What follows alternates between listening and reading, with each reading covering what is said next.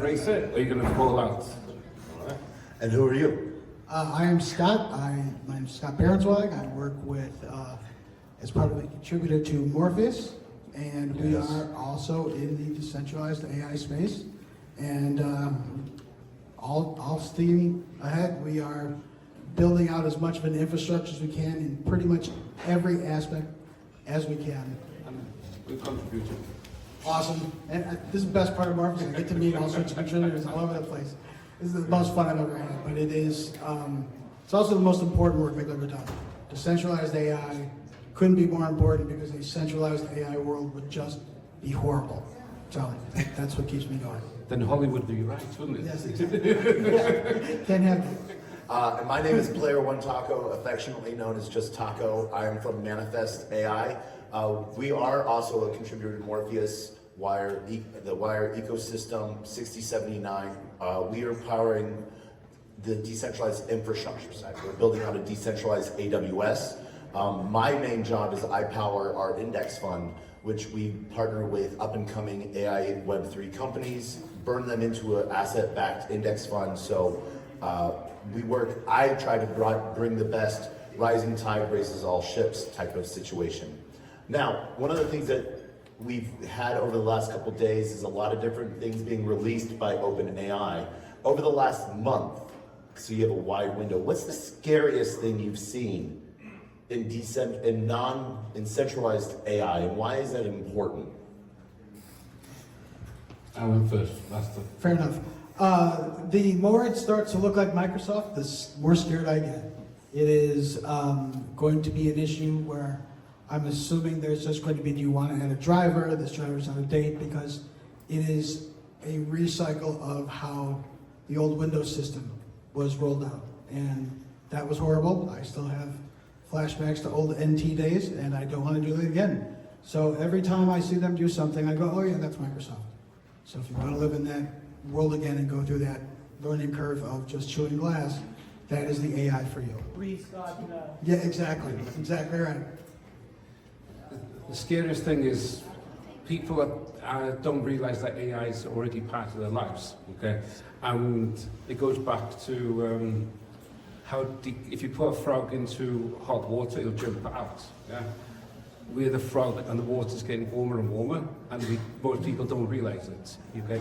That's scary to me, is when you go around the world talking to people don't realize that AI is here, okay? In all aspects, from the way they communicate with the banks to the way they communicate, and they're collecting information. We're talking about what Google has done on steroids. Yeah?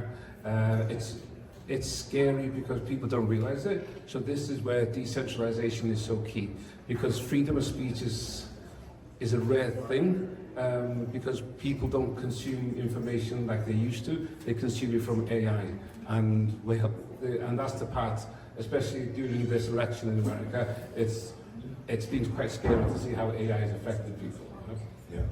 For me, one of the biggest, scariest things that I hear is how many financial companies are using ChatGPT wrappers, sort of feeding the beast. And so we are now the product, and the aspect between permissionless, decentralized AI is for us to no longer be the product. And so one of the things that was sort of scary was the talk from OpenAI CTO the other day at Money 2020, is how their agentic agents are now taking longer than instantaneous response, that it could take and create APIs to go do things, and that they've released them out already. So if you're wanting a business plan for a go-to-market strategy in Germany, one of the things that it could do is it could make bots that actually go out and go do nefarious actions to your possible competitors without you even knowing, because it's working in your best interest.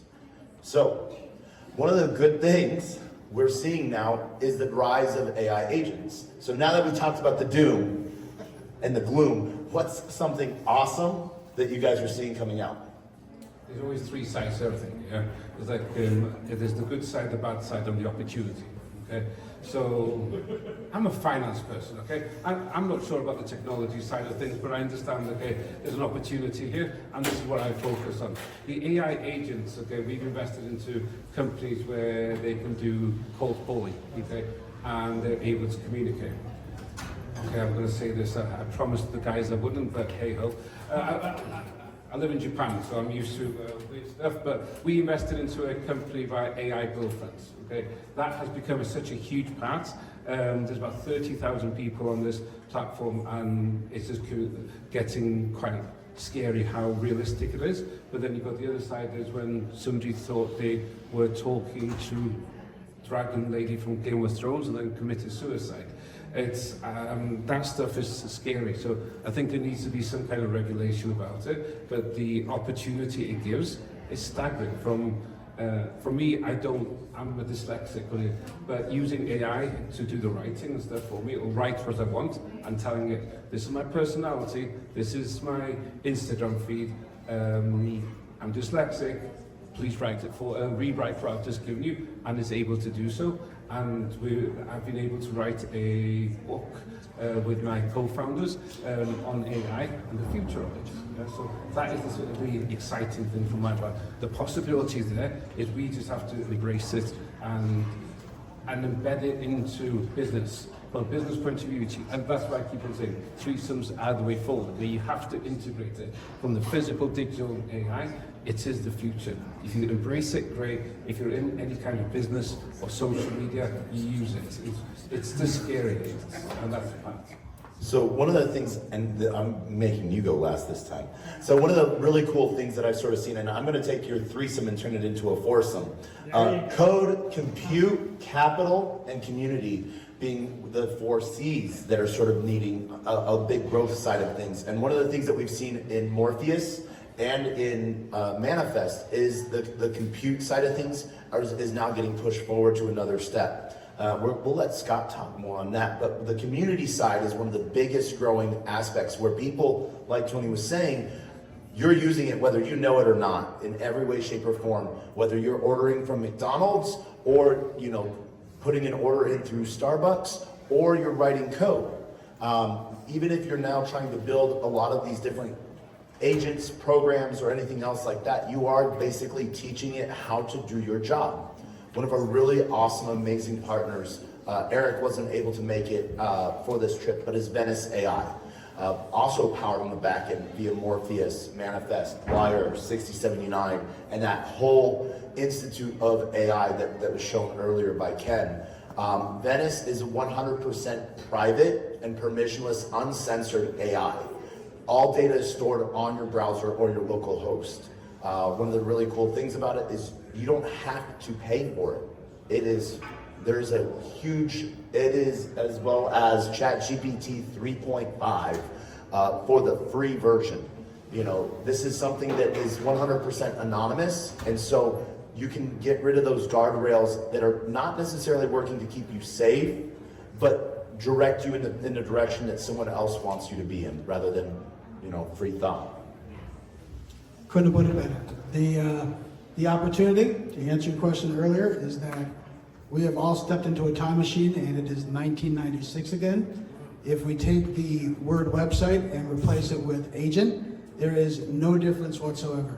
You have everybody sort of looking at this agent thing, poking it with a stick. Some people are terrified. Some people are obstinate in the fact that they believe it'll never ever happen, never ever catch on. And some people are embracing it 1,000%. And those are the people who we are going to see for a long, long time be in the business. If we talk about the super cycle of anything, agents mark the next super cycle of technology, if you ask me. Exactly.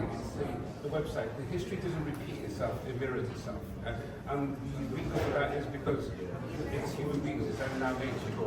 We're always afraid, there you go, now we're walking up. We're always afraid of what we don't know, but once we can see there's an opportunity, it goes so crazy.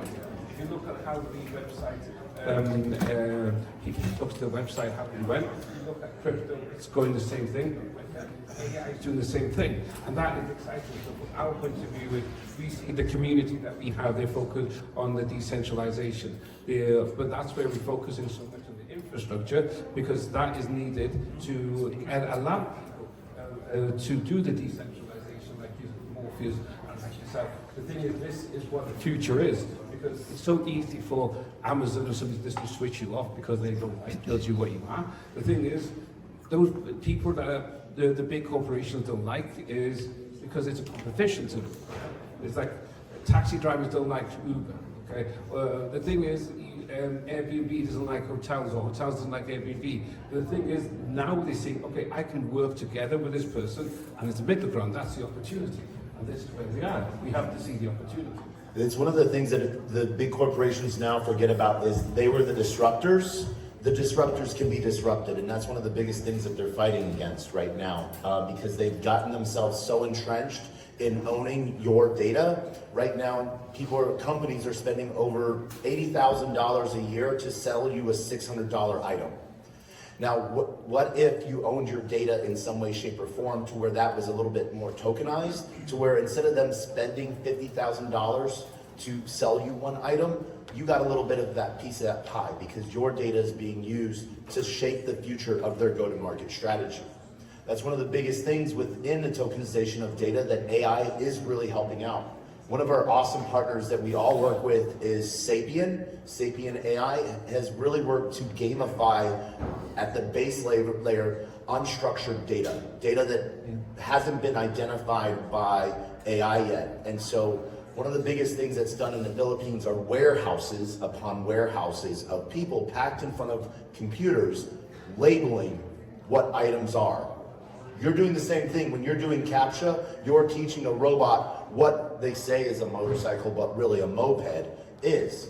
Now we have humans that are doing that. What Sapien has worked to do is gamify that process because those individuals are only getting paid roughly $1 a day, where Sapien is now paying people $1 per label for correctly identifying things. And they're going as far as mathematical equations and breaking things out into expert categories, which is something really moving forward on making AI smarter, making our AI agents smarter.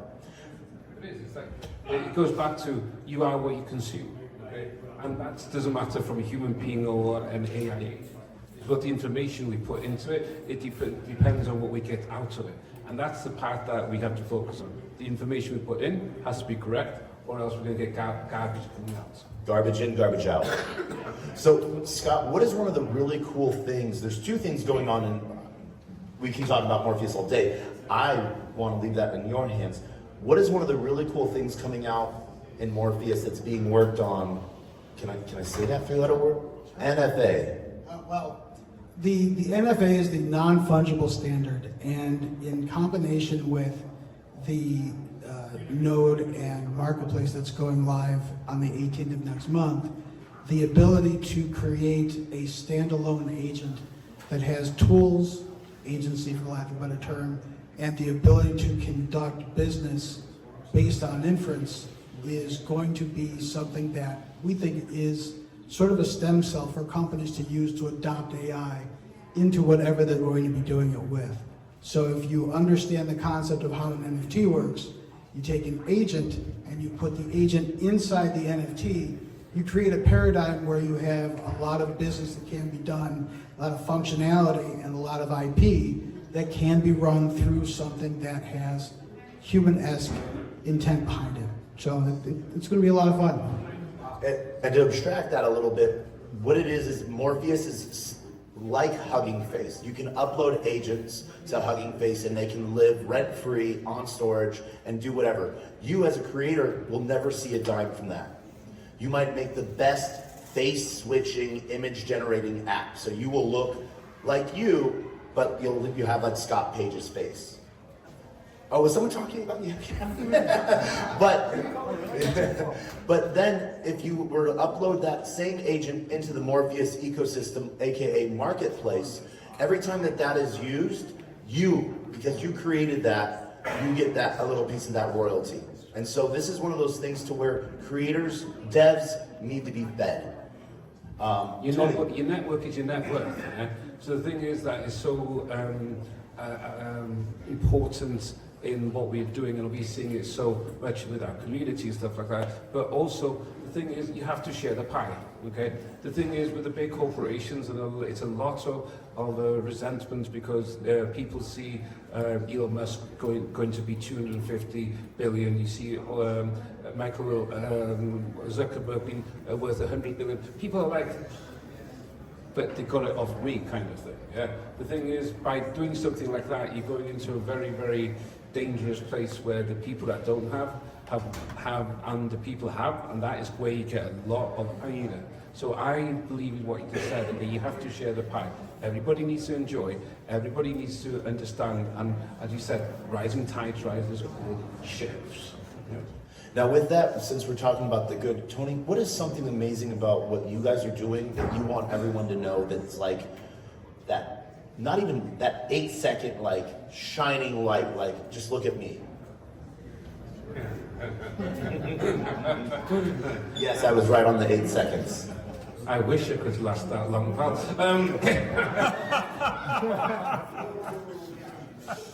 I said it before somebody else said it.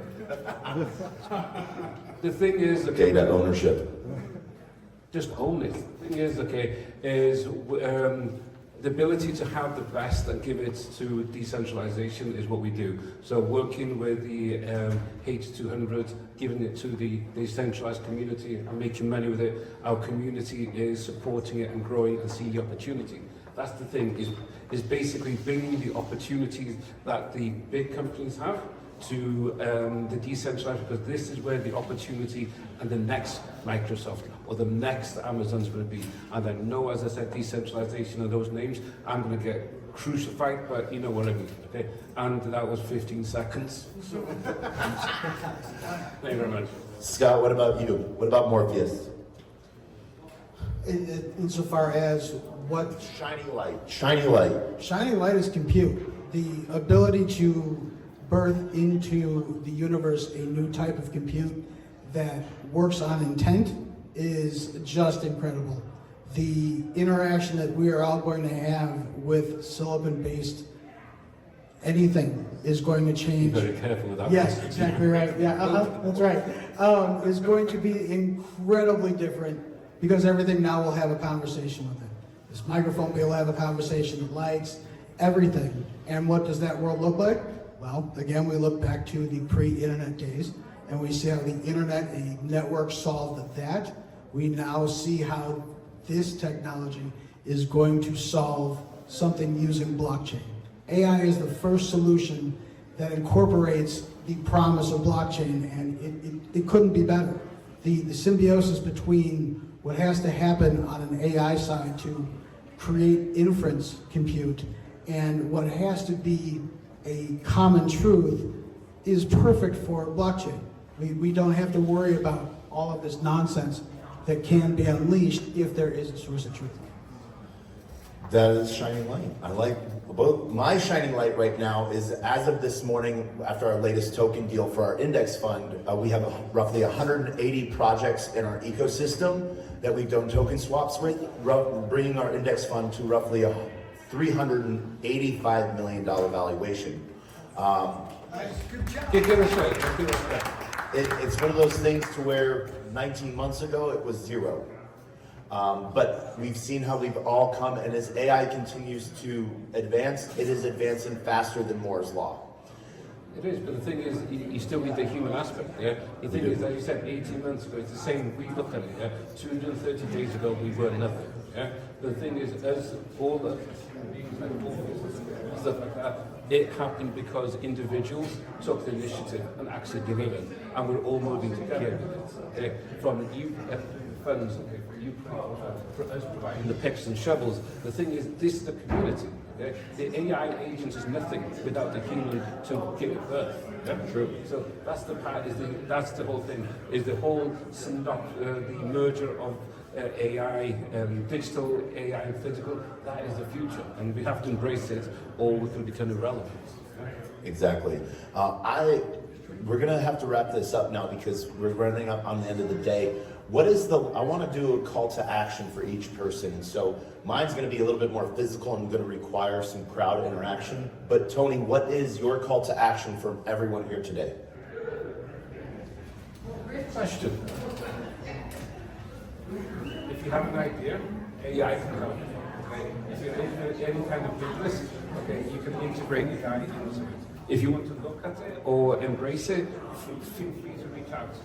We provide picks and shovels, but we also give advice on how how to integrate it into your system, because we've been in this time. So the whole, if you want, Tao CETI.ai, reach out to us. We'll give you a consultation, and we can go through it with you and see if it's perfect for you. If not, we can direct it to people that we work with.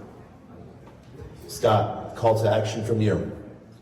I guess on the whole, the best thing you can do right now is to take your OPSEC that you have with your crypto and apply it to your AI. Your information that creates AI should be protected just as much as you would any sort of amount of Bitcoin that you would have. Data is important. Ownership is even more. For me, my call to action, as much as I would love for you to go to manifestai.org, I actually want to have something, train you on something a little bit better. Who here knows what Venice is? Venice AI.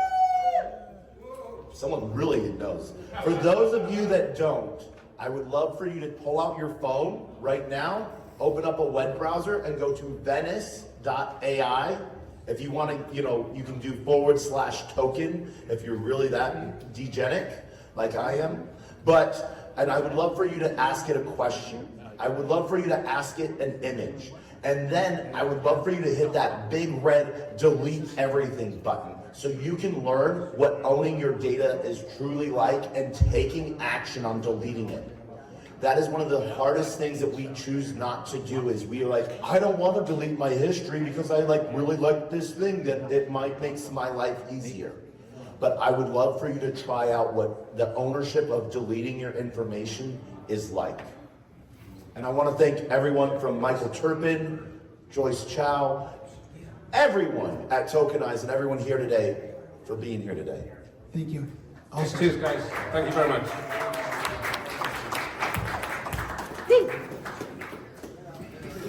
Perfect.